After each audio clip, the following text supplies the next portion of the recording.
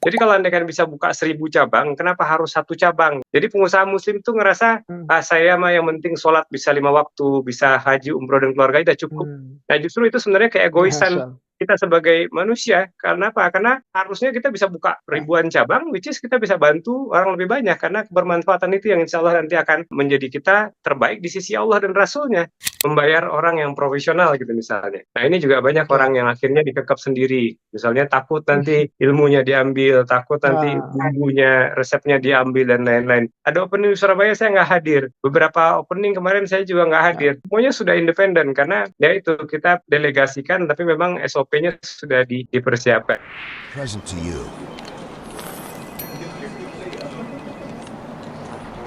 Muslim CEOs Talk.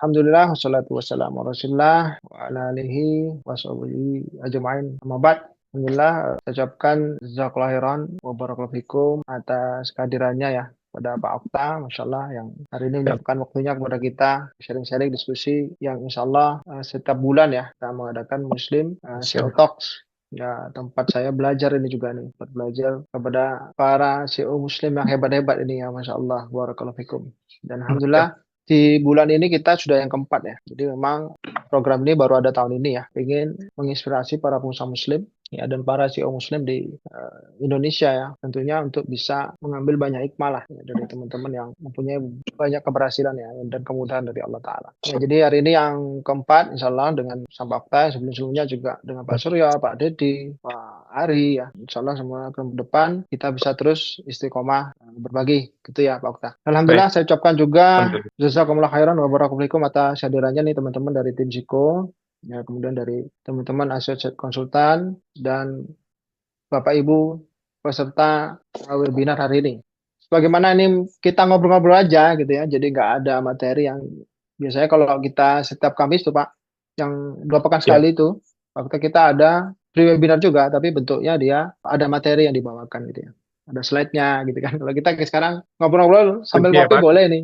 Saling belajar lah ya Pak ya. Iya, iya. Iya, baik. Masya Jadi Allah. sambil ngopi boleh ya Pak kita? Jadi Pak Okta boleh Boleh, sambil ngopi, sambil nyemil gitu baik ya. Pak. Saya juga Ya, nanti sambil ngopi kita ngobrol-ngobrol aja. Namanya juga Muslim baik, CEO Talks. baik. Jadi kita santai, nggak ada materi khusus, sehingga nanti mungkin apa yang harus diketahui dari yang luar biasa nih, Almas Chicken, kami lihat pertumbuhannya sangat luar biasa gitu ya. Dari tahun 2024, awalnya ya Pak, betul ya Pak Okta ya? Iya, opening pertama di Lalu 14 Juni 2024. itu sih. Baik, sekarang sudah 1 tahun ya, tapi 1 tahun. perkembangannya cukup luar biasa sampai Alhamdulillah, sekarang memudahkan. berapa ratus cabang, Pak? Nah, hari ini kita buka di Surabaya yang ke 114. Jadi Masya Allah. satu satu bab sudah selesai. Ah, Nanti bab pertama. Jadi kita bikin bab satu itu 114 sesuai dengan surah di Al-Quran. oh, Masya Allah. 114, besok kita mulai Baik. dari satu lagi di opening yang di Jogja. Jadi minggu ini kita ada Hmm. di Surabaya, Jogja, kemudian Tegal. Jadi mulai dari outlet Oh, satu, Masya 2, Allah, Masya 3, bab kedua. Allah. Baik, baik. Masya Allah. Alhamdulillah. Ya, mungkin bisa ceritakan sedikit, Pak. Sejarah ya, biasa kita awalnya dimulai dari visi dulu ya. Visi misi yang ada di Almas Praktikan, Pak Okta. Betul, Pak. Baik, Bismillah. Assalamualaikum warahmatullahi wabarakatuh. Waalaikumsalam. Terima kasih buat kesempatannya Pak Ido dan buat teman-teman semua. Mudah-mudahan kita bisa belajar bersama di sini, bukan satu arah, tapi Amin. nanti juga boleh mohon kasih diskusi dan kita belajar bareng lah. Jadi kalau untuk di Abuya Group Masya ini Allah. sendiri, kita sudah sejak tahun 2017 di bulan Juni. Hmm. Nah, ini Almas Freetikan itu adalah brand kami yang ke-8. Dari Oh, brand Masya kami Allah. yang pertama, insya Allah tujuannya, visi misinya tetap sama. Dulu awalnya kita Hmm. bikin Kebuli Abuya itu tahun 2017 setelah saya 15 tahun kerja. Jadi saya dulu awalnya tuh kuliah, Hmm. kuliah sambil bisnis, kemudian lulus kuliah kerja, 15 tahun kerja, 10 tahun di Carrefour, 5 tahun di anak perusahaan Trakindo. 2018 selesai kerja, tapi Hmm. 1 tahun sebelum selesai itu mulai buka Abuya. Namanya pertama itu Kedai Abuya. Kami mimpinya bisa memberikan 100.000 nasi box gratis setiap hari, mimpinya bisa membuka 10.000 Masya Allah. lapangan pekerjaan, dan kemudian kita juga bisa memberikan kebermanfaatan yang lebih luas untuk infrastruktur rezeki bagi kami di Abuya Group. Nah, itu berjalan Masya sampai Allah. akhirnya pasang surut, naik turun, kemudian tutup brandnya. Jadi yang 1 sampai 6 itu sudah husnul khotimah, ada Kedai Abuya, ada Minum, ada yang Masaf Abu Dhabi. Iya. ada Bami Madinah, ada Hello Bakery. Kita bikin 6 cabang pertama, Allah baru mudahkan itu di tahun 2021 pasca pandemi. Kita bikin Kebuli Abuya. Nah, itu Allah mudahkan dalam 2 tahun terakhir itu buka 200 cabang. Kebuli Abuyanya sedang ekspansif. Jadi 2024 itu masih banyak jadwalnya. Ada sekitar 28-an opening yang sudah dari awal tahun itu sudah masuk ke dalam jadwal. Which is sebenarnya target kita 2024 itu juga 100 outlet lagi Kebuli Abuya. Awal-awal tahun kami mulai berpikir karena adanya tentang perang antara Israel dan Palestina. Kemudian kita lihat ada 3 kategori F&B yang terdampak di boykot. Kami lihat yang besar itu kan fried chicken, ada coffee, kemudian ada pizza. Tapi karena kita basicnya itu ayam, karena di Kebuli Abuya itu ada ayam panggang, kemudian nasi kebuli, kita lihat nih apa produk yang kita bisa ambil untuk menjadi solusi dari problem ini. Karena kita bilang kita boykot, tapi nggak ada alternatifnya. Nah, berarti kan tidak ada solusinya. Nah, di Indonesia sendiri sebenarnya banyak brand-brand kuliner yang fried chicken. Tapi kalau kita bisa jujur, nggak ada yang sebanding dengan KFC dan McDonald's. Betul. Rata-rata mereka banyak yang di kios atau outlet-outlet kecil. Kita kenal ada Sabana, ada Istana, ada The Pesto, Betul. ada The Kriuk, dan lain-lain. Mereka semuanya banyak fokusnya itu yang lokal, hanya gerobakan atau kios-kios. Nah, itu belum bisa menjadi solusi untuk masyarakat Indonesia yang seperti KFC McD, ada tempat yang luas, bisa tempat acara kumpul keluarga, ada acara anak-anak yang mungkin mau ulang tahun dan lain-lain. Jadi sebenarnya banyak hal yang tidak tercover. Nah, kita mikir kita harus masuk nih ke sini. Tapi kita bikin yang selevel KFC dan McD. Muncullah pemikiran untuk bikin Almas itu sekitar di bulan Februari atau akhir Februari, awal-awal Maret. Nah, dari awal pemikiran tersebut, kami turunkan ayam goreng yang kita jual ini harus sesuai dengan itu, karena kita lihat selain itu pun juga kan marketnya sangat besar. KFC yang sudah TBK kita bisa tahu omset mereka itu bisa 6-7 triliun ketika boykot. Artinya sebelum boykot mungkin lebih besar, 8 triliunan kalau nggak salah. Sampai 600-an outlet. McDonald's pun juga sama. Dan banyak yang lainnya yang terafiliasi yang itu triliunan. Nah, bukan bisnis yang kecil. Nah, sehingga kita memikirkan brand apa nih? Tapi ketika kita bikin ini kan sudah red ocean kan. Sudah banyak banget. Jadi harus punya brand yang sekiranya bisa langsung unik, orang bisa langsung menangkap maksud kita itu kemana. Akhirnya kita analisa, kita lakukan riset, dan Allah mudahkan akhirnya muncullah ide kalau kita harus bikin ayam goreng seperti Al-Baik. Karena Al-Baik ini sendiri kisahnya juga cukup panjang dari tahun 1974. Mereka sudah ratusan outlet sekarang, dan kalau ketika kita haji dan umroh itu kan masih antri-antri. Artinya ini ada market yang sebenarnya memungkinkan untuk dibawa. Di Indonesia sebenarnya banyak kayak Al-Baik, ada yang Al-Baik yang A-nya 2, K-nya 3. Itu sudah dari jauh-jauh tahun sebelumnya sudah ada. Namun sebenarnya bukan bisa bilang belum mendekati ke sana, karena dari outlet yang kecil-kecil kayak Al-Baik dan lain-lain itu ya, Al-Baik, Al-Baik di Indonesia semuanya masih kios-kios. Belum ada yang selevelnya McD, KFC. Nah, kita riset, kita coba selami dari orang-orang yang pernah ke Al-Baik, yang dari tour travel, yang pernah umroh dan lain-lain, kita riset apa yang pertama kali mereka ingat tentang Al-Baik. Ternyata bukan rasa, ternyata juga bukan harga.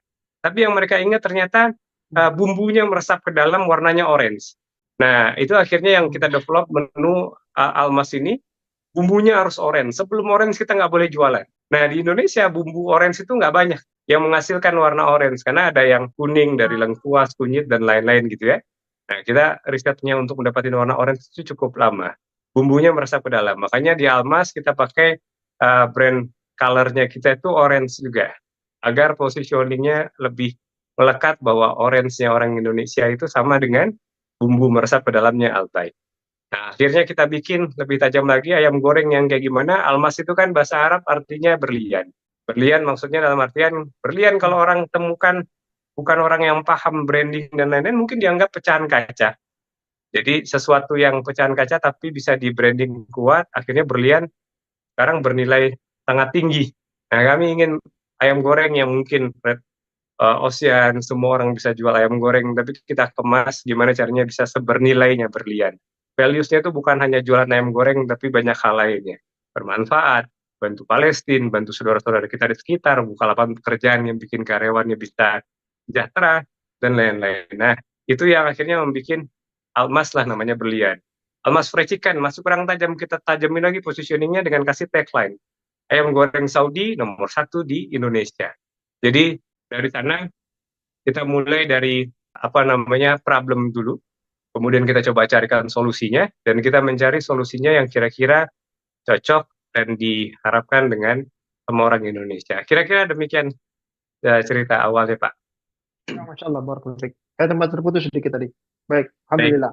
Ya, kira-kira riset yang dilakukan itu sampai berapa lama Pak tadi? Nggak lama, karena kita tuh langsung paralel. Jadi di bulan Februari akhir awal Maret itu saya panggil semua tim top management. Kita langsung kasih instruksi tugas. Tidak ada tahap diskusi. Saya tentukan namanya apa.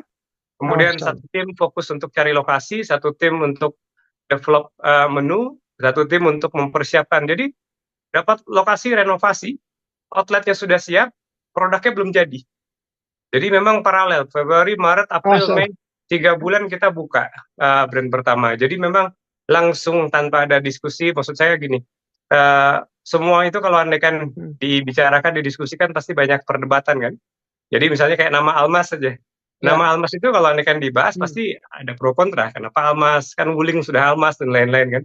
Tapi di situ saya mengambil sikap bahwa oke, ini nggak ada poin diskusi di sini, langsung bagi tugas karena kita harus segera, karena kita harus segera, nggak bisa menunda bantuan kita ke Palestina misalnya, kebermanfaatan, banyak yang di PHK, di KFC, McD, yang butuh diserap juga. Nah ini ada momentum, ada kesempatan, ada problem, dan secepatnya kita harus cari solusi. Makanya 3 bulan itu mulai dari ide sampai opening 3 bulan. Masya Allah. Termasuk penciptaan produk ya? Ya, bahkan produknya yang paling terakhir. Jadi outletnya sudah ada, karyawannya sudah siap, seragam semua sudah ready dan lain-lain. Mereka beberapa hari itu nganggur sambil nungguin nih produknya belum jadi.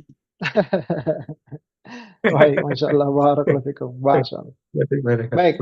Nah, yang menarik itu kan pertumbuhannya sangat cepat ya. Jadi hampir setahun lah, sekitar setahun ya. Jadi setiap bulan 10 cabang itu bagaimana mitigasi risikonya apa aja Pak? Iya, jadi cepat apa enggak itu sebenarnya tergantung melihat. Karena awalnya kita punya strategi, kita buka 10 dalam 1 tahun. Itu kita tidak buka franchise dan lain-lain gitu ya.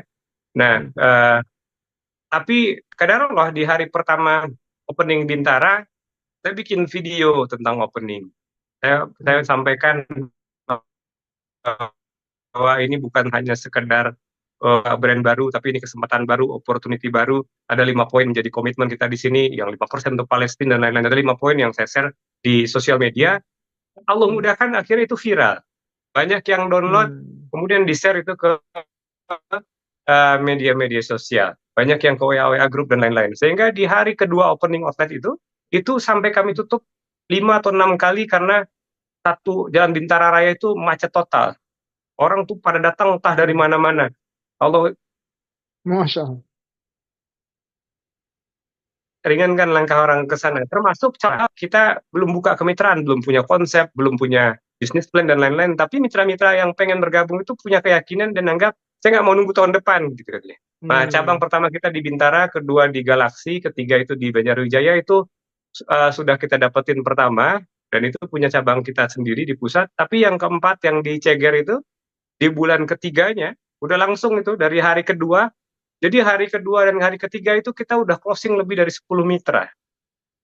Tanpa ada konsep, tanpa mereka tahu berapa biaya kemitraannya, tanpa mereka tahu apa yang akan didapatin. Yang penting Pak, saya DP, saya udah punya lokasi, dan kalau nggak saya store lokasi. Jadi yang 10 pertama itu bisa bilang dalam 1 minggu pertama. Jadi kalau orang tanya Almas Fried Chicken yang cabangnya Bintara ini balik modal dalam berapa lama? Saya bilang kurang dari 1 minggu. Kenapa? Dari biaya kemitraannya aja itu udah nutup.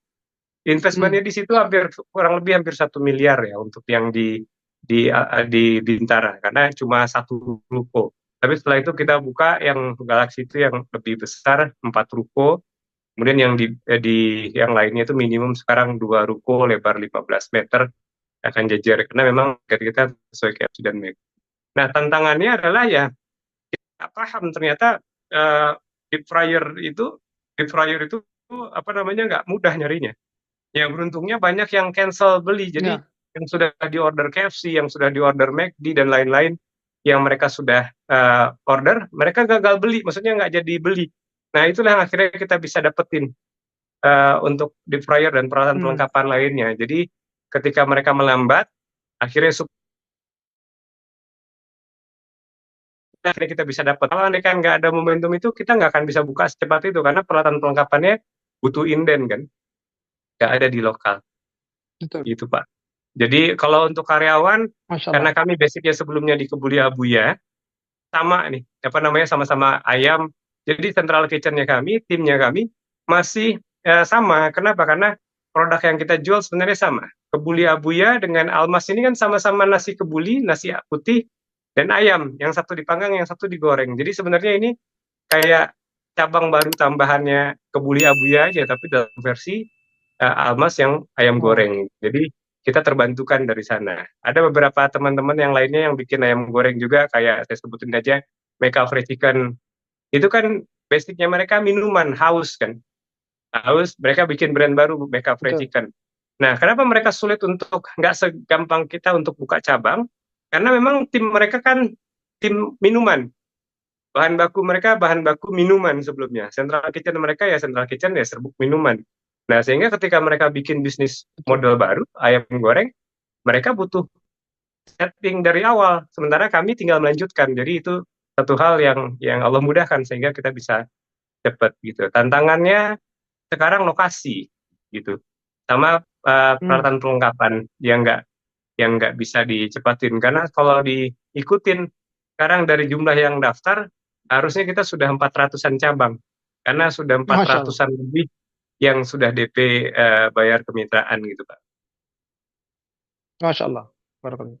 Ya, Alhamdulillah. Berarti pelajaran pentingnya, ya sebagaimana kita selalu sampaikan ya, apabila ada ekspansi itu memang lebih mudahnya yang satu kategori bisnis itu ya, Betul. yang Almas ini Benar. terjawab nih ya. Saya penasaran ini bagaimana mitigasi risikonya pertumbuhan yang cepat karena terlalu apa ya cepat pun pasti risikonya semakin besar gitu ya. Maka ini sudah Iya, terjawab nih hari ini bahwa Central Kitchen-nya awalnya memang sudah di bisnis food ya dan pun ke ayam apa dan beras ayam ya, juga gitu kan, tinggal basmati juga, bagaimana kebuli ya juga. Bang, Masya Allah, Masya Allah. Siap. Baik, tapi kalau untuk tadi yang tentang lokasi ya dan kemudian peralatan, bagaimana mitigasinya Pak? Iya. Nah, untuk yang peralatan pelengkapan tadi, ketika kitanya sedang bertumbuh, sementara brand lainnya itu mereka Ya, melambat kan, Pak. KFC, McD, dan lain-lain lah, ya, yang Burger King dan lain-lain, mereka yang punya peralatan pelengkapan yang sama, ya. mereka sudah eh, apa namanya sudah punya target sebelumnya kan, openingnya berapa di tahun-tahun 2024, 2025 ternyata nggak mencapai, sehingga Hmm, mereka peralatan perlengkapan yang sudah mereka booking nggak jadi diambil. Nah, itu yang akhirnya kita hmm. bisa cepat dapat karena mereka nggak jadi ambil ya kita langsung dikasih alokasi dari sifatnya mereka. Kalau lokasi sekarang juga kadang banyak yang terbantukan dari kompetitor itu sendiri. Ada banyak Hmm, KFC, McD, Pizza Hut, Burger King yang mereka masih punya sewa panjang, hmm. tapi kayak kemarin beberapa tempat mereka masih punya sewa 5 tahun lagi atau 7 tahun lagi, tapi mereka minusnya dalam di situ. Nah, mereka tawarkan ke kami, "Ini Pak, mau nggak di-take over?" Jadi kita bayarkan sewanya, over kontrak ke mereka, terus kemudian kita bisa lanjutkan. Dan beberapa peralatan pelengkapannya, meja, kursi, AC, dan lain-lain yang memungkinkan tidak terkait Oh, sama Alhamdulillah. kualitas produk, kita bisa take over. Nah, jadi solusi juga buat mereka Hmm, yang di KFC McD, karena kan daripada nggak lanjutin, mereka daripada rugi sisa kontrak yang masih panjang, kita bisa kembalikan sisa kontraknya mereka. Gitu. Itu juga jadi akhirnya membantu untuk proses ekspansi kita ke Masya depannya. Allah. Mhm. Oke. Kalau sekarang berarti ada shifting ya dari target tadi 10 cabang per tahun. Jadi berapa sekarang Pak targetnya? Jadi sekarang kita menjalani kewajiban dari DP yang sudah masuk aja itu sudah ada 400-an, Pak. Iya. Jadi kalau kami 400 hitung-hitung cabang baru. sebenarnya iya 400 cabang baru. Dan sekarang baru kita eksekusi Hmm. di 114. Nah, untuk sementara kan Hmm. kami tutup dulu kemitraan karena harus menyelesaikan Hmm. yang sudah masuk duluan ini kan. Kita tutup untuk ini kecuali Masya kalau Allah. yang patungan. Yang patungan kita ada beberapa masih buka, tapi yang patungan ini kan kita udah dapetin dulu lokasinya, baru kami tawarkan. Nih ada lokasi nih, dan itu mitra-mitra yang sudah gabung di dalam mitra patungan itu juga sudah ratusan ratusan orang. Hmm. Berarti penyelesaiannya sampai 400 tahun berapa ya rencananya? Kalau dari sekarang kemampuan kami itu maksimum 100, Pak. Setahun itu sudah maksimum. Tapi kalau misalnya Hmm. kita bisa menemukan master franchise harusnya bisa lebih cepat. Misalnya sekarang kami lagi coba cari master franchise di Malaysia, di Jepang, di Brunei Hmm. gitu ya. Nah, sehingga motornya gerak masing-masing. Di Indonesia kita bisa buka 100, di sana mungkin bisa jalan lagi, di negara lain juga bisa jalan, tapi dengan sistem master franchise sama seperti yang McD, KFC lakukan. Nah, kita nanti akan Betul. coba dengan sistem demikian, tentu akhirnya bisa buka lebih cepat dibandingkan resource-nya semuanya 100% dari kita yang di Indonesia. Gitu. Jadi Masya kalau Allah. dilihat Ini tahun berarti 2000 ya, di Februari 2026 itu ya, yang udah on schedule sampai 250.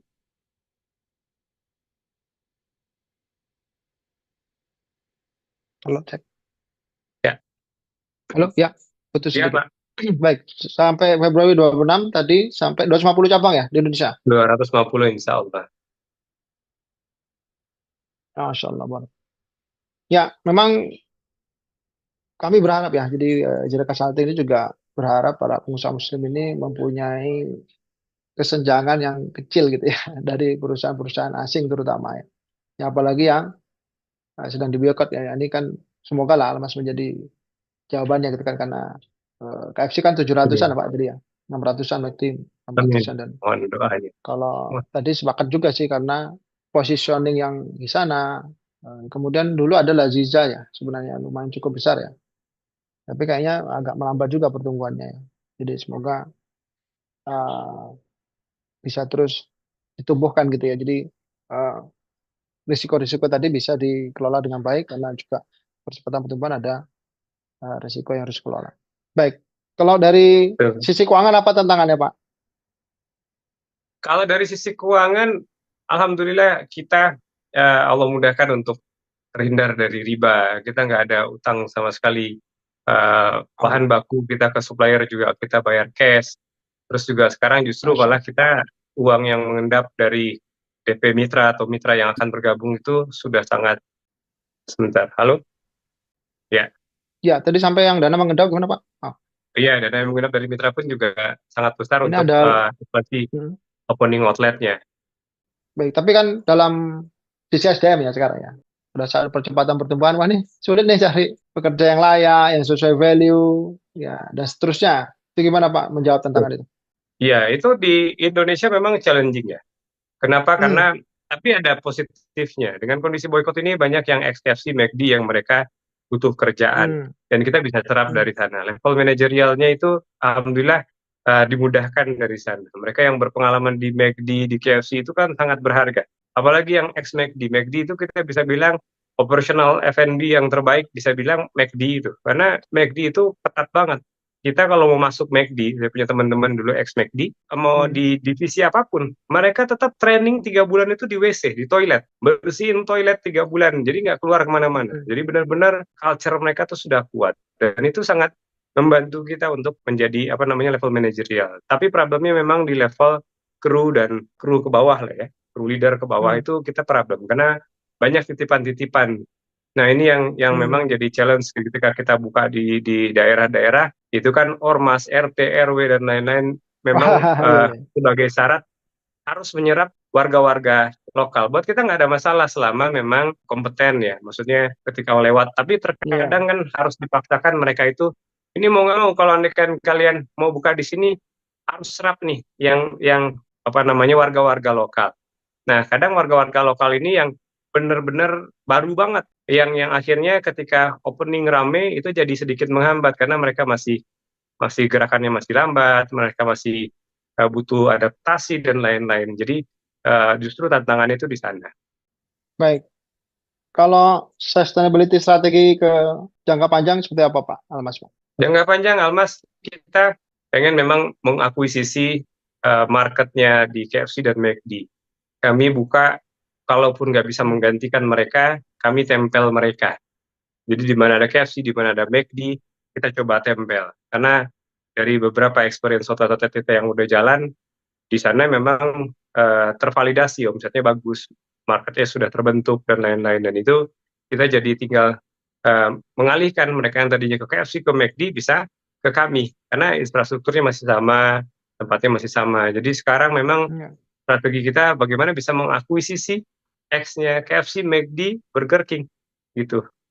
Jadi itu pun juga sampai 1.000 cabang itu masih memungkinkan, Mbak. Karena mereka kayak KFC aja ada 600, McD pun juga ada 400-an kalau saya nggak salah. Terus Burger King dan lain-lain, itu Pizza Hut, itu banyak banget. Ya, mungkin fokus ke sana. Baik. Berarti nanti main pizza juga apa enggak? Enggak Pak, karena Oh enggak ya. pizza, Berarti ada. pizza, coffee kita nggak main ke sana karena beda bahan baku kan. Beda bahan baku. Kita kan sekarang Ya. terbantunya karena dengan Kebulia Abuya itu bahan bakunya sama. Jadi kita bisa dapat Ya. harga pun juga bisa apa namanya lebih baik karena nambah volume kan. Kalau sekarang kita pindah ke pizza gitu misalnya Betul. atau yang lain, ini kan mainan Iya. baru gitu. Jadi kita malah mendorong para pengusaha lainnya yang sudah memang spesialis Nah, di betul. pizza dan lain-lain. Ayo kami siap Nah, berkolaborasi. Nanti kita diskusi bareng, tapi kami nggak masuk kok di sana. Jadi kita kita kita mendorong nih. Sekarang saya teman-teman yang ada di coffee gitu ya, kita dorong ayo buka seperti Starbucks gitu. Jadi teman yang kayak kemarin di Lamongan ketemu betul. pada saat haji, dia kan punya beli kopi, dia Lamongan itu dia udah ada 200-an outlet juga, tapi outletnya kecil-kecil. Nah, saya lagi dorong dia nih kayak ayo bikin Ya, Starbucks, cari Starbucks yang tutup, ganti baju dan akan sepakat. bikinlah brand lokal gitu ya. Jadi kita bisa Betul. lebih independen. Memang tantangannya sekarang kita di Indonesia ya, kayak sekarang kan barusan gini saya posting Bank Mandiri memberikan injek ke KFC sampai ratusan, hampir 1 triliun kan. Nah itu Iya. kan iya, yang harusnya mereka sebenarnya sudah selesai itu di Indonesia jadi perpanjang 8 tahun lagi kan mereka dikasih nafas tuh. Nah ini kan jadi tantangan kita. Sementara Ya. kayak di Turki mereka udah tutup semua bisa langsung ganti kan dengan brand lokalnya, atau di Malaysia juga kemarin juga mereka sama, banyak yang tutup langsung berganti. Artinya tantangan kita di sini kita kayak berjalan sendiri kan memang.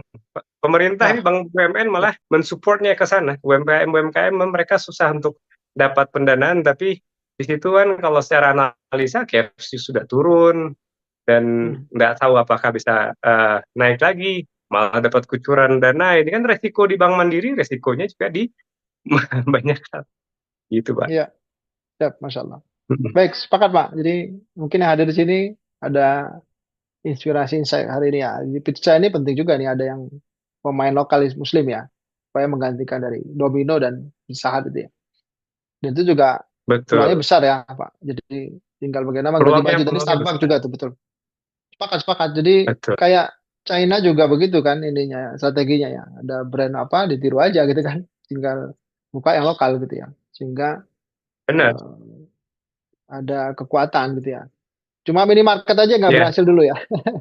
Semoga nanti ada yang ya. bisa ya. Kalau memang sulitnya di minimarket, saya kan dulu di 10 tahun di Carrefour retail ya Pak, karena Oh ya kita betul. kan belum nggak independen. Kalau di Kitamar kan banyak orang yang bilang khawatirnya nanti ini kayak 212, Kitamar Mm-mm. awal-awal berkembang terus Mm-mm. kemudian tutup. Mm-mm. Saya juga bisa Mm-mm. coba ya memberikan motivasi ke teman-teman yang mau masuk di pizza ataupun di coffee.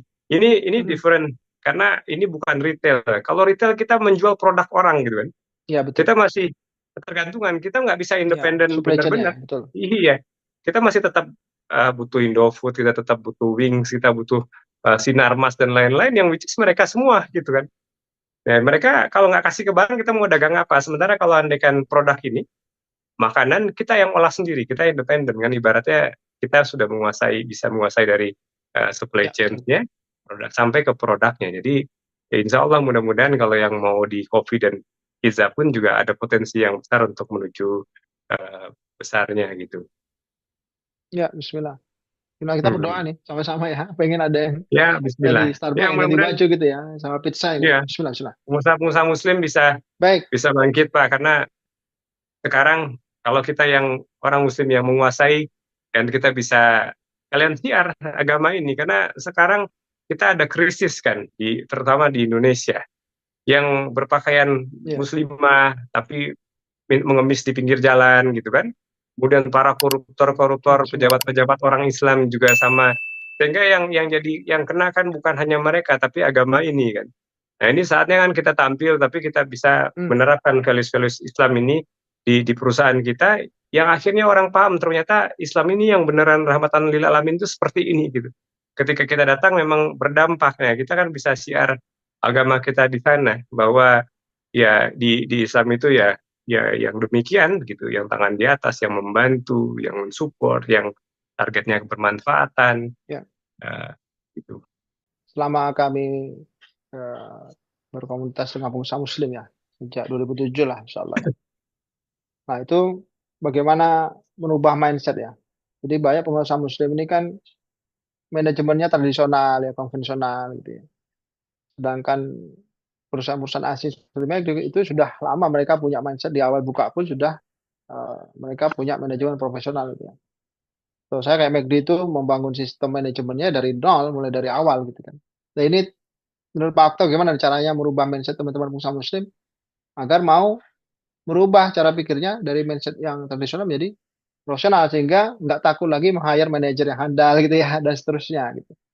Ya, Gimana Pak? ya. Jadi ada beberapa poin, Mbak, kalau yang akhirnya menghambat kita yang Muslim ini jadi Hmm. berkembang. Yang pertama adalah eh, salahnya apa namanya mengartikan atau tentang terkait sama rezeki. Banyak orang Muslim yang bilang kan Hmm. rezeki Allah sudah tetapkan. Kenapa kita harus ikhtiar Hmm. maksimal? Mendingan kita jaga ibadah kita. Nah itu benar. Tapi di satu sisi Hmm. Allah juga eh, apa Ya. namanya mencintai hambanya yang punya banyak manfaat untuk orang lain. Jadi mungkin rezeki kita ya sama, nggak Ya. akan berubah. Tapi kan kebermanfaatan kita yang bisa beda. Jadi kalau Anda kan bisa buka 1.000 cabang, kenapa harus satu cabang? Karena apa? Karena kan yang dinilai yang Ya. terbaik di sisi Allah dan Rasulnya itu adalah kebermanfaatan ini. Jadi pengusaha Muslim tuh ngerasa Hmm. saya mah yang penting sholat bisa 5 waktu, bisa haji, umroh dan keluarga udah cukup. Hmm. Nah justru itu sebenarnya Ya, keegoisan so. kita sebagai manusia. Karena apa? Karena harusnya kita bisa buka Ya. ribuan cabang, which is kita bisa bantu orang lebih banyak. Karena kebermanfaatan itu yang insya Allah nanti akan menjadi kita terbaik di sisi Allah dan Rasulnya. Khairun nas anfa'um linnas gitu kan. Hmm. Yang kedua, banyak Ya. pengusaha Muslim yang ngerasa malu-malu untuk tampil. Personal branding misalnya contoh. Hmm. Kenapa? Takut dibilang sombong, takut dibilang ria. Nah, ini yang Hmm. akhirnya juga menghambat untuk kedepannya kan, karena takutnya dianggap wah ini terlalu sombong, terlalu ria dan lain-lain. Padahal sebenarnya justru Hmm. kita butuh siar agar izah Islam ini muncul gitu. Kalau andaikan pengusaha-pengusaha suksesnya Muslim itu mereka nggak tampil, dari mana orang paham bahwa Islam itu ada yang amanah, ada yang baik, ada yang jujur dan lain-lain. Jadi inamal amalu biniat, niatin aja ini memang untuk izahnya Islam, Hmm. untuk kita menjadi apa namanya wajahnya Islam. Jangan yang tampil di media adalah orang Islam yang korupsi atau Hmm. pengemis online atau yang di jalanan yang pakai jilbab dan lain-lain. Jadi jangan takut Ya. tentang personal branding atau untuk tampil dianggap sombong atau ria. Justru niatin itu Hmm. untuk kita membawa izahnya Islam, kemuliaannya Islam. Tunjukin bahwa di Islam itu bukan hanya 2,5% zakatnya, tapi infaknya itu kan yang lebih besar. Banyak orang-orang non-muslim yang bilang, ya kami 10%, kalian cuma 2,5%. Itu zakat, tapi Ya. kan ada infak dan lain-lain yang kita bisa manfaat. Nah, kami di Abuya Group 5% dari omset yang kita sisapkan. Jadi belum tentu untung, itu yang akhirnya jadi sembako, akhirnya jadi makanan, nasi box gratis, bisa manfaat untuk macam-macam. Nah ini kan Ya. harus ditonjolkan, bukannya ria, tapi kan ini kan sebenarnya bukan amal solehnya kami. Tapi amal solehnya para mitra, amal solehnya para customer, ya memang harus ditonjolkan. Kayak begini nih Islam. Nah itu yang menurut saya 2 poin yang harus orang Muslim itu jangan takut. Yang ketiga yang terakhir tadi sama apa namanya struktur organisasi, nggak berani untuk membayar orang yang profesional gitu misalnya. Nah ini juga banyak Oke. orang yang akhirnya dikekep sendiri, misalnya takut nanti ilmunya diambil, takut nanti Wah, bumbunya, resepnya diambil dan lain-lain. Jangan, rezeki kan tadi Allah sudah bilang, banyak orang yang salah paham dengan kalimat ini nih. Jangan terlalu baik sama orang nanti dimanfaatin. Padahal sebenarnya iya, kita justru kalau bisa mengiklankan diri biar kita dimanfaatin sama orang. Kenapa? Karena ya balik lagi khairun nas anfa'um linnas, sebaik-baiknya manusia kan yang paling banyak manfaatnya untuk orang lain. Nah, tapi banyak orang jangan ya. terlalu baik nanti kamu dimanfaatin. Nggak apa-apa, justru kita biar dimanfaatin sama orang. Demikian sih Pak. Jadi ya Masya kalau andekan dengan hadirnya kita bisa rekrut orang profesional. Kayak saya sekarang nih, kayak kemarin bisa haji 1 bulan, terus kemudian nggak hadir di banyak rapat manajemen dan lain-lain, tapi perusahaan bisa berjalan tanpa berhenti. Hari ini ada opening di Surabaya saya nggak hadir. Beberapa opening kemarin saya juga nggak ya. hadir. Semuanya sudah independen karena ya itu kita delegasikan tapi memang SOP-nya sudah dipersiapkan. Insya Allah kalau andaikan mindsetnya kita percaya untuk mendelegasikan akan jauh lebih cepat. Itu sih Pak. Masalah. Ini kan haji, ada salam dari Pak Sulistyo, Pak. Tadi Oh, sampaikan pada saya. salam warahmatullahi. Ya, tadi mau ketemu di sana nggak bisa ya katanya. Apa jadwalnya Iya, beliau berselisih ya. Ya. kontak waktu itu. Dan kalau saya sudah Nah, nah. kembali ke Mekah, mereka beliau masih di Mina. Oke. Baik, baik. Alhamdulillah ini sudah Iya, masuk beberapa pertanyaan. Boleh saya baca. Ini dari ya. tadi ada tulisan dari Pak Albak Andrian. Ini tapi angkat tangan beliaunya nih. Silakan Pak, mungkin langsung diajukan aja pertanyaannya. Bismillah, Assalamualaikum warahmatullahi wabarakatuh, Pak Okta, Pak Ido. Salam kenal juga. Waalaikumsalam warahmatullahi wabarakatuh. Waalaikumsalam warahmatullahi wabarakatuh. Salam Perkenalkan ya, kenal. sebelumnya saya Albak Andrian. Kebetulan saya sudah 10 tahun tinggal di Saudi. Masih jadi Nah, pegawai nih. Saya kerja di perusahaan oil and gas di sini. Tapi 2 tahun terakhir, saya tertarik untuk melihat peluang seperti yang Pak Okta bilang tadi. Ada kadang-kadang tuh kita melihat ada lemah dari satu sisi yang bisa menjadi peluang bagi orang lain ya. Ketika timingnya pas, ketika waktunya juga tepat. Sejak 2 tahun yang lalu, saya melihat di Saudi itu kan dengan perubahannya yang 20-30 visionernya mereka itu, nggak banyak pasar yang dimanfaatkan oleh orang-orang Indonesia. Walaupun sebenarnya kita punya kesempatan sebagai jamaah yang paling tinggi, nomor 1, nomor 2 dengan Pakistan dan Mesir lah. Nah, jadi saya coba jajaki caranya dan alhamdulillah sekarang saya punya premium iqomah dan punya izin untuk mendirikan usaha di Saudi Arabia tanpa perlu sponsor lokal gitu. Jadi saya ada beberapa usaha di Saudi yang sudah saya jalankan. Nah, pertanyaan singkatnya sih ke Pak Okta, kalau saya Ya, ingin mengajukan kerjasama, kemitraan, belajar dengan Mas Okta, gimana caranya, Mas? siapa? Jadi Saudi memang marketnya luas. Kemarin kami juga sempat menganalisa bagaimana kita bisa buka di sana. Tapi mungkin dengan strategi tagline yang lain gitu kan. Kalau Almas ini kan ayam goreng Saudi nomor 1 di Indonesia. Nah, nggak Ya, mungkin kita bawa tagline itu ke sana gitu kan Pak. ya. Mungkin jadi ayam goreng Indonesia nomor 1 di Saudi kan. Seperti itu. dibalik. Ya, saya baru mau bilang itu. Ayam goreng Indonesia nomor 1 di Saudi. Walaupun pasarnya mungkin nanti diawali dengan jamaah Mutamir Indonesia yang bisa dikembangkan juga ke yang lainnya. Iya, jadi sebenarnya kalau dibuka di sana itu sangat membantu dari brand awareness-nya juga. Itu akan mensupport mungkin bisnisnya di Indonesia karena orang datang ke pada saat umroh itu kan dari seluruh penjuru negeri, bukan hanya dari satu kota. Dan ketika kita ada di sana itu kan baik untuk itu semua.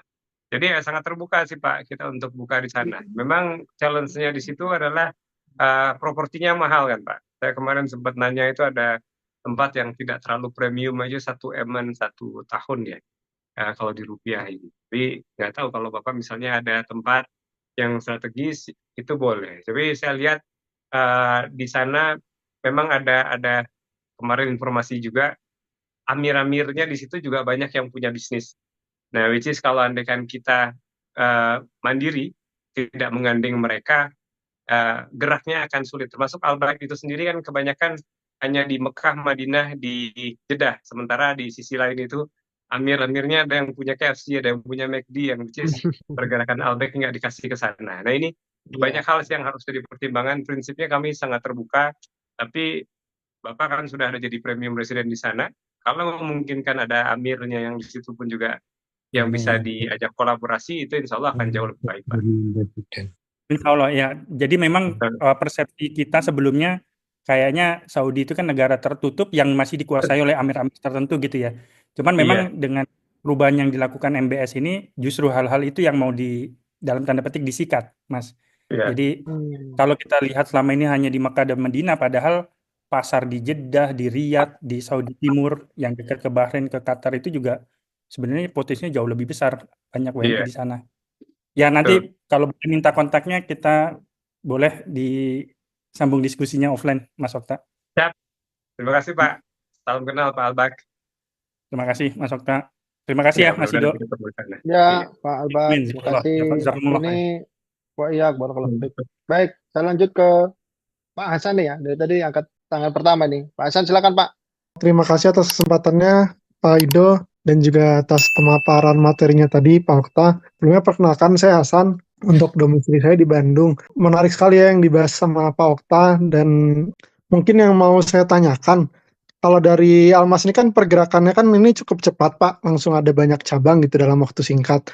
Nah, kalau dari Almas sendiri itu strateginya gimana sih untuk bisa mempertahankan kualitas rasa makanan ataupun minuman yang dijualnya gitu. Sedangkan itu kan merupakan salah satu poin paling penting di dunia bisnis F&B ya, terkait Iya. kualitas rasa gitu, mempertahankan kualitas rasa. Itu strateginya seperti apa? Dan mungkin juga tadi kan sempat disinggung masalah ada central kitchen juga ya. Apa memang menggunakan central kitchen di setiap kota atau bagaimana gitu. Termasuk ketika ada ekspansi di luar negeri seperti tadi disebutkan di Thailand, di Brunei, mohon maaf, di Brunei ataupun negara-negara lain. Itu yang pertama. Lalu yang kedua, mohon maaf ini izin ada beberapa pertanyaan Pak. Pak Hasan, dua aja, nanti kita yang lain Oke, siap. juga ya. Dua Oke. aja. Oke, baik. Sama aku juga ingin bertanya terkait dari Pak Okta sendiri kan ini udah brand ke-8 dari kalau nggak salah ya. Yang kira-kira perlu diperhatikan sekali dan dibenahi itu apa sih biar si Almas ini tuh bisa bertahan dalam jangka waktu lama gitu. Jadi jangan sampai hanya booming dalam waktu setahun atau 2 tahun, terus selanjutnya jadi sepi, terus jadi redup lagi, atau bahkan outlet-outletnya pada tutup. Karena kan tadi kan targetnya besar ya, ingin menyaingi KFC, McD, jadi otomatis Ya. pasti ingin keberlanjutan usaha yang besar juga gitu. Mungkin bisa sampai 10 tahun, 100 tahun, atau bahkan seterusnya bisa bertahan di pasar Indonesia dan pasar internasional. Baik. Siap, terima Ya, baik. kasih Pak Ido, Pak Okta. Terima kasih ya, terima kasih Pak. Iya. Silakan Pak Okta. Baik. Terima kasih, Mas Hasan, pertanyaannya. Pertama terkait sama mempertahankan kualitas. Nah, poin pertama yang saya ingin bahas adalah kualitas nih. Kualitas itu benar kita nggak mungkin memang benar-benar sama, bahkan di outlet yang sama. Kenapa? Karena produk yang dimakan langsung fresh baru selesai digoreng dengan yang sudah setengah jam aja di oven ya, di showcase itu pasti rasanya akan turun. Mereka yang makan di tempat dengan take away juga tuh pasti turun. Jadi kalau benar-benar sama itu akan sulit memang. Tapi bagaimana cara mengantisipasinya ya kita tadi dengan central kitchen. Semua bumbunya itu dibikin di satu titik. Tapi setelah itu kita akan kirim ke titik-titik central kitchen kita. Di mana aja central kitchen itu? Di RPA, tempat rumah pemotongan ayam, kita bikin central kitchen kecil, which is di situ mereka akan marinasiin semua. Bumbunya dari pusat, bukan bumbu kering, terus kemudian nanti dilakukan marinasinya itu di RPA. Kemudian RPA itu yang langsung direct kirim ke outlet. Jadi dari sisi bumbu, itu harusnya 100% sama. Nggak akan ada yang beda. Termasuk nanti target kita mau buka di Malaysia, di Thailand, ataupun di Jepang, dan lain-lain negara manapun juga sama. Bumbunya tetap satu titik dari Indonesia, dari Central Kitchen pusat, berbentuk serbuk, dia kan ada bumbu yang sudah dikeringkan, dan itu yang nanti akan diolah di RPA. Nah, sekarang kita sudah punya banyak RPA di setiap daerah, dan bahkan di satu daerah itu ada beberapa RPA yang bisa support ke kita dengan mesin marinasi yang sudah kita siapkan. Nah, itu yang buat menjaganya. Tapi kalau dibilang, saya pernah nyobain makan di outlet A dengan outlet B, itu beda. Nggak sama benar-benar sama. Atau yang di sana lebih enak, itu benar, memang benar. Nggak akan mungkin benar-benar sama. Karena namanya makanan. Makan take away dengan makan di tempat, pasti juga akan beda. Yang benar-benar baru digoreng, langsung dimakan, pasti jauh lebih enak dibandingin yang setengah jam sudah di dalam showcase, gitu ya. Jadi caranya kita untuk menjaga, ya kita centralize, walaupun itu tidak akan memungkinkan 100% sama. Dan kemudian yang kedua, bagaimana cara menjaga bisa long lasting. Nah, ini tantangan memang di bisnis modelnya kita. Kita kan pakai bisnis kemitraan. Artinya banyak investor, banyak mitranya di sana. Nah, kalau andaikan KFC McD, mereka fokusnya tuh satu mitra untuk satu negara. Dan dalam artian kayak gitu, mereka bisa injek. Maksudnya ketika ada satu outletnya yang kurang bagus, dia bisa tersubsidi dari outlet lainnya. Nah, itu akan bisa membuat dia long lasting. Sementara yang kemitraan kita, per outletnya itu beda orang, beda mitra, beda investor. Nah, challenge-nya di sana. Kenapa? Ketika ada mitra yang bagus, kemudian ada outlet yang bagus, ada yang nggak bagus, yang nggak bagus ini berpotensi tutup.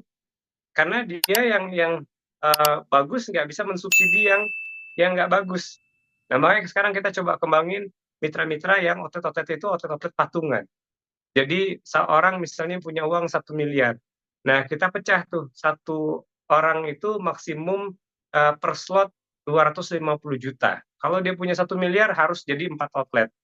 Nggak bisa satu orang itu di dalam satu outlet. Nah, itu akan memecah buat mereka. Sehingga mereka kalau andaikan di dalam 10 outlet, mereka punya 10 outlet, dari 10 itu ada 2 yang nggak bagus, 8 bagus, itu bisa saling support nantinya. Nah, jadi nggak tutup satu-satu. Tapi kalau satu mitra, satu outlet, berpotensi untuk tutup. Nah, ini yang nanti ke depannya justru kita mau lama-lama kita akuisisi, jadi punya mitra, outletnya outlet-outlet pusat. Jadi itu akan sangat membantu, karena maksudnya bukan mustahil, berat rasanya untuk membuat semua tempat itu untung semua. Karena kan di situ ada market yang berbeda, ada lokasi yang berbeda, ada supplier yang berbeda, macam-macam, banyak variabelnya untuk memastikan outlet itu semuanya untung. Ketika dia bisa saling subsidi, kayak sekarang KFC misalnya, dari 600 outlet, mereka dari 600 itu sekarang mungkin ada 50% yang untung, tapi 50% yang rugi menggerogoti keuntungan semuanya, tapi at least bisa bertahan, karena kan marginnya akan di-share ke banyak hal. Nah, itu yang jadi jawaban yang kedua, Mas Hasan. Mudah-mudahan terjawab. Baik, terima kasih banyak Pak Okta, jazakallah khair. Mudah-mudahan nanti ada yang sama pertanyaannya, Mas Hasan. Oke, nggak putus. Amin. Oke, baik. Ke Pak Budi nih dulu nih yang di atas. Pak Budi. Apa kabar Pak Budi? Sehat ya Pak? Assalamualaikum warahmatullahi wabarakatuh. Waalaikumsalam warahmatullahi wabarakatuh. Sehat Pak Apa Budi? kabar Pak Ido? Alhamdulillah, barakallahu fiik, lama nggak ketemu. Lama nggak ketemu nih. Masya Allah, sibuk nih. Proyek apa ini? Siap, Pak betul Pak. izin ya. Ya, Izin Budi, perkenalkan. Saya Ya. Budi Purwono dari Barokah Consulting, konsultan spesialis Operation Management. Masya Allah. Salam kenal Pak Budi. Ya, salam kenal juga Pak Okta. Nah, sedikit sharing dulu nih. Kebetulan saya sendiri pernah menanganin F&B yang sangat cepat perkembangannya, salah satu F&B mie di Indonesia lah yang sangat cepat perkembangannya juga. Cuman waktu itu ada 2 tantangan ya. Waktu kami mendampingi di sana ada 2 tantangan yang challenging banget. Yang pertama masalah konsistensi SOP. Tapi kalau untuk konsistensi SOP tadi secara tersirat Pak Okta sudah jawab ya. Dan yang kedua adalah bagaimana tantangan dalam tim training agar cepat nyambung dengan budaya dan standar kerja. Nah, itu yang saya rasa tantangan terberat kami waktu pendampingan di F&B yang sangat cepat itu. Nah, waktu itu sih yang kami lakukan, memang kami basicnya operation, meskipun tantangannya di training, kami pendekatannya operation juga gitu. Nah, di pendekatan operation itu kita cari titik-titik yang titik-titik krusialnya, bottleneck-bottlenecknya seperti apa, kita observasi, kemudian kita buatkan norm-norm, kita buatkan standar-standar, kita buatkan anti salah, dan itu kita trainingkan ke tim training, kemudian kita cari deliberate practice-nya apa. Contohnya kalau bikin mie itu, bikin mie supaya bisa cepat, supaya nggak terjadi bottleneck di jam-jam peak itu, di jam-jam peak hours, kita bikin aturan 6 panci, hanya 6 panci yang di atas meja, terus dirijennya adalah yang masak mie. Nah, masak mie ini deliberate practice-nya Pak Budi, adalah hafal Pak. Pertanyaannya ya, apa Pak? Kan singkat ya. Ini banyak nih. ya, Waktunya terbatas. Ya, pertanyaannya apa Pak? Langsung. pertanyaannya ini, dalam ekspansi yang cepat seperti Almas lakukan, seringkali muncul tantangan dalam training tim baru agar cepat nyambung ke budaya dan standar kerja. Nah, pendekatan Almas selama ini apakah sudah cukup scalable? Apakah kira-kira pendekatannya sudah baik atau belum? Atau seperti apa pendekatan yang kira-kira terbaik buat Almas gitu? Pertanyaannya itu sih. Baik. Kalau saya sih pendekatannya operation gitu ya tadi ya. Iya. Siap. Baik. Baik Pak Budi, terima kasih. Nanti kita ngobrol-ngobrol lagi Pak. Tentu kita masih baru bertumbuh, butuh banyak belajar, butuh banyak masukan. Aktualnya memang benar ketika kita banyak cepat buka itu, tentu itu adalah salah satu challenge kita di lapangan. Yang sekarang kita bisa lakukan adalah meminimalisnya, karena ketika kita buka satu outlet, kita punya 3 tim bayangan. Dari setiap tim bayangan ini akan running terus ke outlet-outlet yang akan buka. Jadi setiap outlet buka, tim bayangan akan mendampingi, dan begitu selanjutnya seterusnya. Jadi kita memang ada take over post ya, yang dimasukin ke dalam postnya head office sebagai tim bayangan, yang which is kalau andaikan ada problem, tim bayangan ini akan masuk ke sana. Dan 3 tim bayangan ini adalah tim-tim yang memang kita ambil dari outlet yang bagus-bagusnya semua. Jadi dream teamnya lah. Jadi selain dia tim training, dia juga sekaligus akan turun di lapangan mengeksekusi kalau nanti tiba-tiba ada yang keluar dadakan karena kaget dan lain-lain. Tapi memang benar challenge-nya itu di sana demikian. Apalagi kalau kan sekarang kita banyak tim kru itu yang titipan-titipan yang harus ambil dari warga-warga setempat gitu ya. Itu juga challenge buat kita. Makanya sekarang kita seminggu itu buka 3, ya mungkin nanti kita akan nambahin lagi tim bayangan ini tadi. Jadi demikian Pak. Jadi kita langsung eksekusinya dengan bukan hanya training learning by doing, tapi langsung menggantikan dulu untuk sementara. Tapi nanti kita bisa diskusi lebih lanjut Pak. Siap. Dengan saya tahu kayak mie gacuan itu kan juga jauh lebih cepat. Mungkin Bapak bantu di sana ya, mudah-mudahan kita bisa diskusi, dapat banyak masukan. Amin, siap. Ya, nanti Pak. Minta nomor teleponnya Pak Okta. Baik Pak Budi. Terima kasih. Terima kasih ya. Jazakallahu khairan. Waalaikumsalam. Baik, barakallahu fiik Pak Budi. Mau menjawab, barakallahu fiikum. Baik, kita lanjut Pak X dulu ya. Iya, terima kasih. Waalaikumsalam. Assalamualaikum warahmatullahi wabarakatuh. Saya Sony Iskandar dari Bandung. Terima kasih Mas Okta tadi sharingnya. Ada 2 hal yang ingin saya tanya. Bagaimana pengelolaan pengetahuan, knowledge management dari awal sampai sekarang dalam hal upaya untuk meningkatkan value untuk staffing karyawannya dan produk.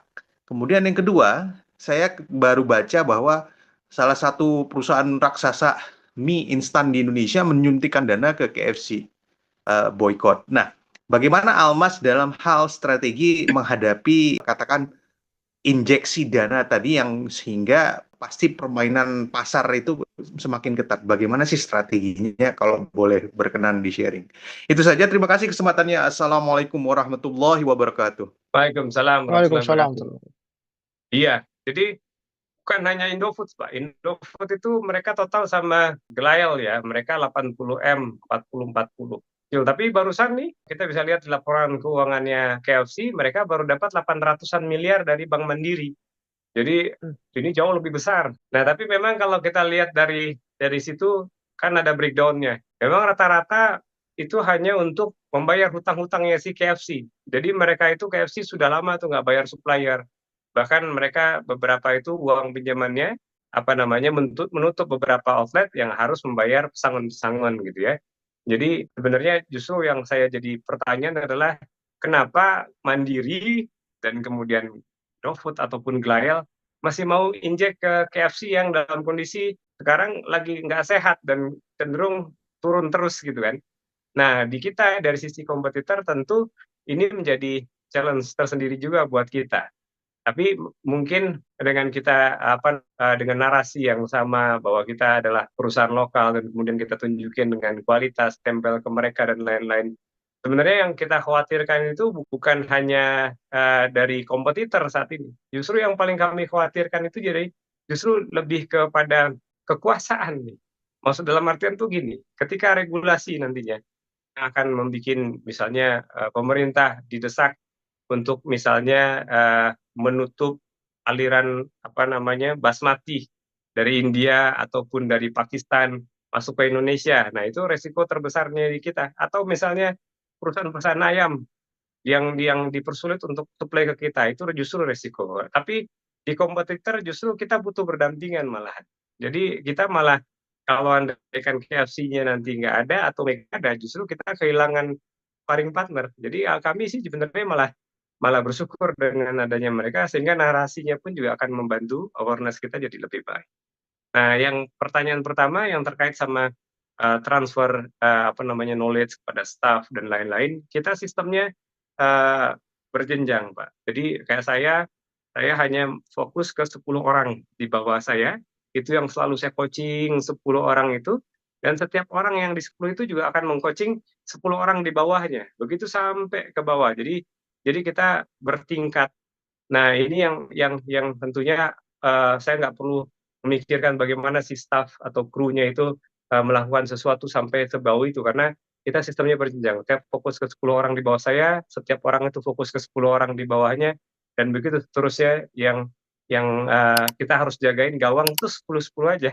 Jadi akan lebih ringan dan itu bisa lebih kontrol. Dan bukan hanya sekedar SOP, kami di 10 orang itu yang kita kontrol bukan hanya pekerjaan mereka, tapi kita punya checklist tahajud mereka, witir mereka, sholat subuh di masjid mereka, tilawah, infak, sholat duha, itu juga kita kontrol ke 10 orang di bawah kita. Nah, ini yang juga yang menjadi values yang kita akan bawa di Abuya Group, bahwa setiap orang berkewajiban untuk meng-coaching 10 orang, bukan hanya sekedar kerjaan, tapi juga untuk akhiratnya mereka. Demikian. Masya Allah. Nah, barakallahu fiik. Baik, alhamdulillah. Terima kasih Pak Ais dan Pak Okta atas jawabannya, Pak Ais pertanyaannya. Saya lanjut ke Pak Fadlillah ya. Silakan Pak. Fadillah. Ya, assalamualaikum. Afwan saya. Waalaikumsalam. Iya, saya dengan Ibu Fadila. Oh, Ibu Fadila. Afwan. Betul. Ya, bismillah. Saya dari Fadila Basalama dari Makassar. Salam kenal Pak Okta. Semoga saya bisa belajar dari Pak Ustadz Khalid ini, Bu. Insya Allah. Begini, kebetulan Insya Allah Almas akan buka di Makassar ya. Kebetulan dekat dengan rumah makan saya. Insya Allah bisa. Mudah-mudahan bisa rezekinya seperti Almas. Insya Allah bisa tambah banyak cabangnya. Insya Allah. Kalau ke Makassar silahkan datang Pak Okta. Cobain, saya Arabian food kebetulan spesialisnya. Alhamdulillah. Sudah 8 tahun, kurang lebih sih 15 tahun. Online 4 tahun saya sudah buka rumah makan.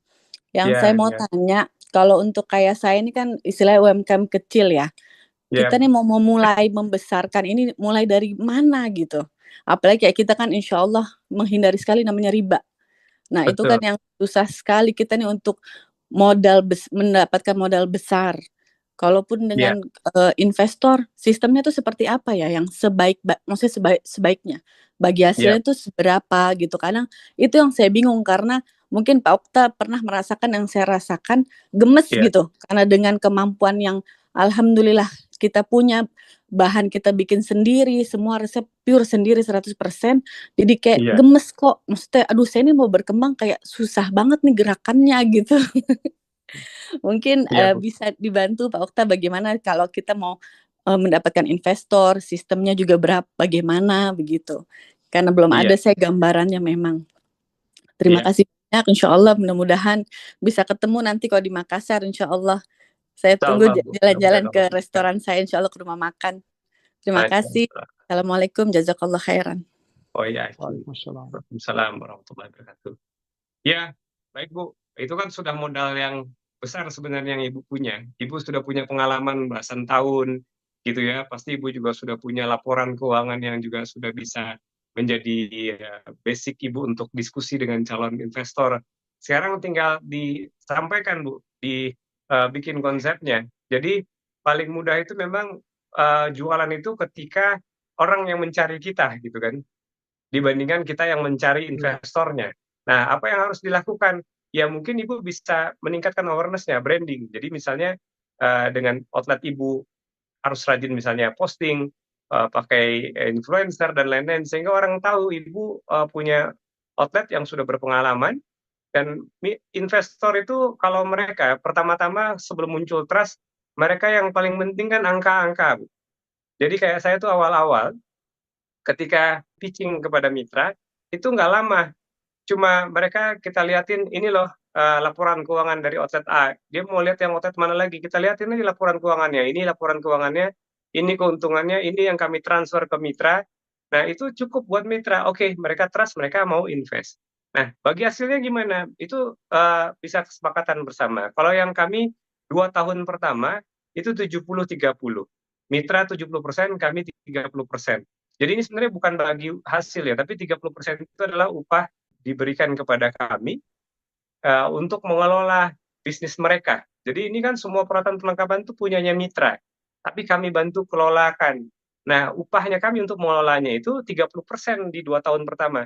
Kalau untung, tapi kalau nggak untung ya kita nggak dibayar. Nah, upah ibaratnya gitu. Jadi ini kan sebenarnya kayak gajinya kita. Jadi sebenarnya bukan, lebih tepatnya bukan bagi hasil. Tapi setelah 2 tahun itu 50-50. 50%, 50%. Nah, mungkin Ibu bisa lihat, kalau andaikan investment yang nggak terlalu besar, capex-nya nggak terlalu besar, mungkin bisa 1 tahun pertama 70-30, setelah itu 50-50.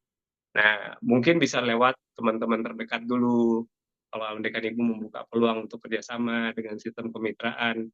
Tapi memang harus jujur menunjukkan, ini loh PNL kita 15 atau 5 tahun terakhir, gitu kan.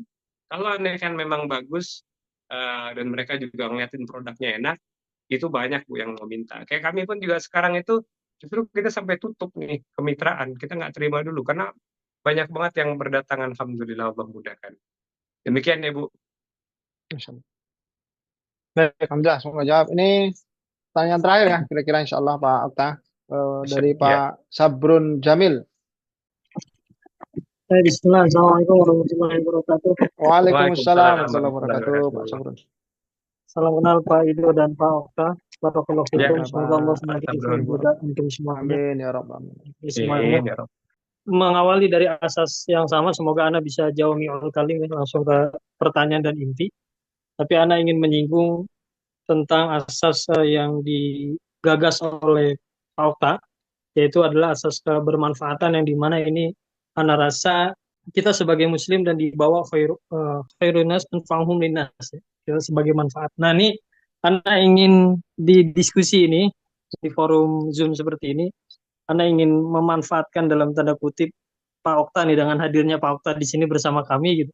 Anda ingin berkolaborasi tentang kopi Pak Okta. Nah, karena dengan izin Allah Ta'ala, Pak Okta sudah mengawali dalam menyaingi brand global itu, jalan yang Allah berikannya di ayam gitu, di ayam Almas Fried Chicken. Nah, Anda punya rencana sebagaimana juga basic keluarga itu di kopi. Mungkin Anda bisa minta waktu nanti ke depannya bersama Pak Okta untuk kolaborasi di bidang kopi, karena Anda melihat kalau Pak Okta memiliki target 100.000 nasi bok per hari untuk manfaat tadi, dan Anda juga ada rencana untuk wakaf produktif dari bisnis kopi yang insya Allah Ta'ala ingin Anda jalankan. Insya Allah. Seperti itu Pak Okta, mungkin insya Allah Ta'ala. Kopinya sudah ada outletnya? Atau? Kalau outletnya belum ada, tapi alhamdulillah kita sudah ada brandnya. Sudah sekitar dari 4 tahun ke belakang ini kita sudah ada brandnya, dan saat ini vakum Pak Okta. Qadarullah, belum kita bangkitkan lagi semenjak Ana bisnisnya sekarang di frozen food, terutama di susu kambing. Nah, tapi melihat ini potensi pasar menyaingi brand global itu, karena tertarik di kopi bismillah. Ya. Seperti itu, Pak. Mungkin itu saja. Mohon izin nanti dengan Pak Ido dan juga Pak Okta untuk berkolaborasi. Insya Allah Ta'ala. Demikian dari Ana. Salam kenal buat semuanya. Assalamualaikum warahmatullahi wabarakatuh.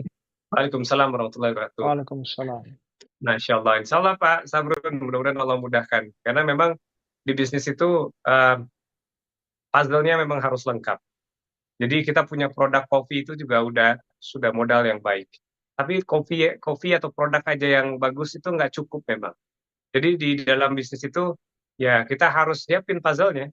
Jadi kalau andaikan tempatnya harus strategis, luas gitu kan, kenyamanan dan lain-lain ya. Makanya kalau andaikan itu semua kita take over sendiri pasti akan berat. Makanya kita butuh kolaborasi. Saya setuju sih, insya Allah mudah-mudahan Allah mudahkan kita bisa kolaborasi dengan teman-teman lainnya, karena ada yang punya produk, ada yang punya modal, ada yang jago operation dari Pak Budi dan lain-lain. Ya mudah-mudahan kita bisa berjejaring, bisa berkolaborasi bersama. Karena saya yakin mudah-mudahan nanti ada brand lokal Indonesia yang bisa menyaingi Starbucks. Tapi kita bikin jangan nanggung arus yang besar sekalian. Kalau nggak bisa lebih besar dari mereka, minimum sama. Kalau bisa take over lokasinya mereka. Demikian sih Pak. Semoga Allah mudahkan. Amin ya Rob. Alhamdulillah kita udah di penghujung acara nih Pak Okta. Kira-kira pesan apa yang mau disampaikan Pak?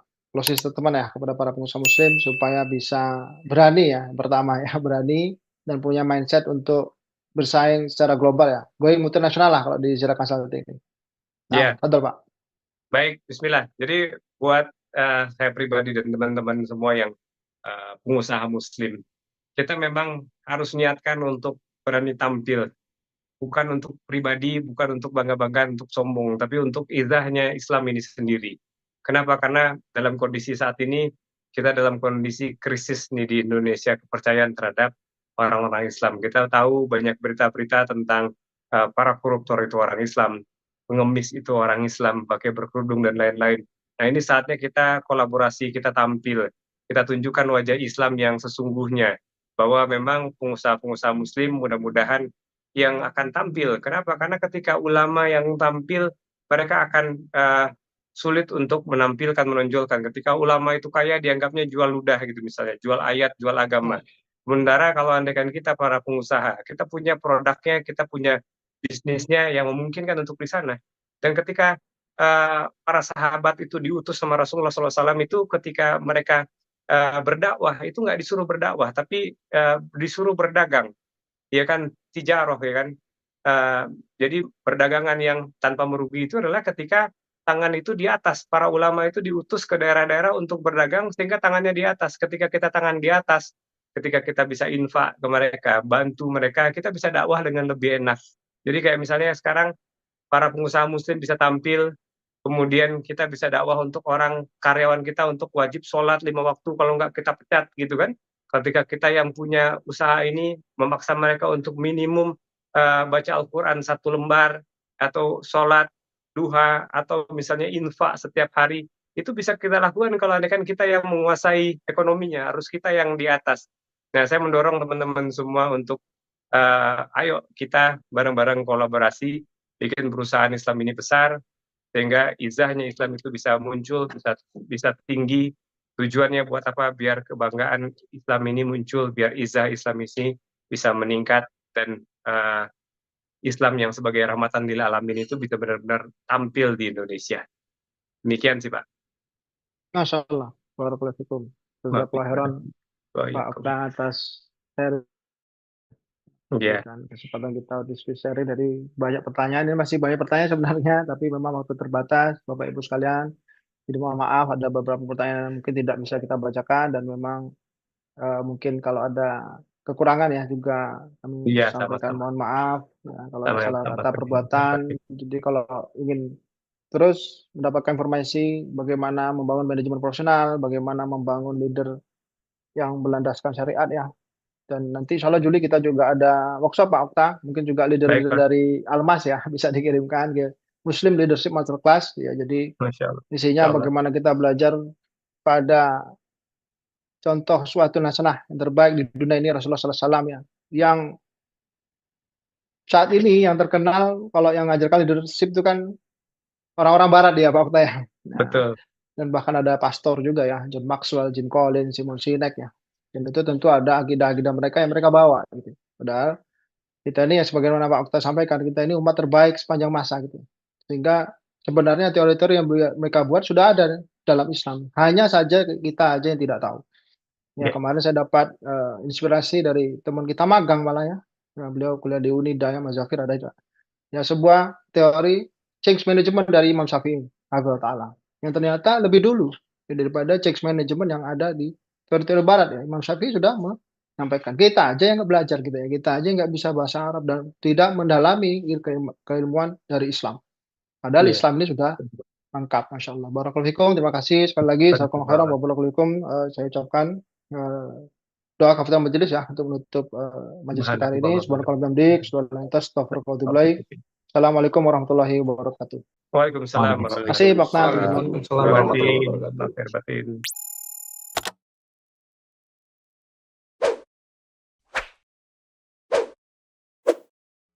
Halal Transform Accelerate Ziyadah Consulting